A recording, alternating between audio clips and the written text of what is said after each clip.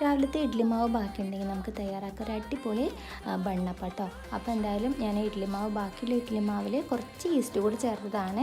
അപ്പോൾ നന്നായിട്ട് പൊങ്ങി വന്നിട്ടുണ്ടായിരുന്നു. അപ്പോൾ എന്തായാലും ചട്ടിയിലേക്ക് എണ്ണ നന്നായി ചൂടായതിന് ശേഷം കടുകും അതുപോലെ ചെറിയ ജീരകവും ഉള്ളി, ചെറിയതായി കട്ട് ചെയ്ത ഇഞ്ചി, പച്ചമുളക്, ആവശ്യത്തിന് ഉപ്പ് കൂടെ ചേർത്തിട്ട് നന്നായിട്ടൊന്ന് വഴറ്റിയെടുത്തിട്ടുണ്ട്. എന്നിട്ടതൊന്ന് നന്നായി ചൂടാറിയതിന് ശേഷം മാത്രം ഞാൻ ഇഡ്ഡലി മാവിലേക്ക് ഉള്ളിയൊക്കെ വാട്ടി വെച്ച ഉള്ളിയൊക്കെ ഇട്ട് കൊടുത്ത് മിക്സ് ചെയ്തതാണ് കേട്ടോ. എന്നിട്ട് തീ ലോ ഫ്ലെയിമിലാക്കിയിട്ട് വേണം കേട്ടോ നമ്മളിത് വേവിക്കേണ്ടത്. എന്നിട്ടിതാ ഒരു ഭാഗം വെന്തതിന് ശേഷം ഒന്നുകൂടെ മറിച്ചിട്ട് കൊടുക്കാം.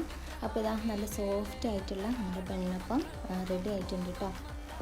അപ്പോൾ രാവിലത്തെ ഇഡ്ഡലി മാവൊക്കെ ബാക്കിയുണ്ടെങ്കിൽ നമുക്കിതാ നല്ല അടിപൊളിയായിട്ട് നല്ല സോഫ്റ്റ് ആയിട്ടുള്ള ബണ്ണപ്പം തയ്യാറാക്കിയെടുക്കാം.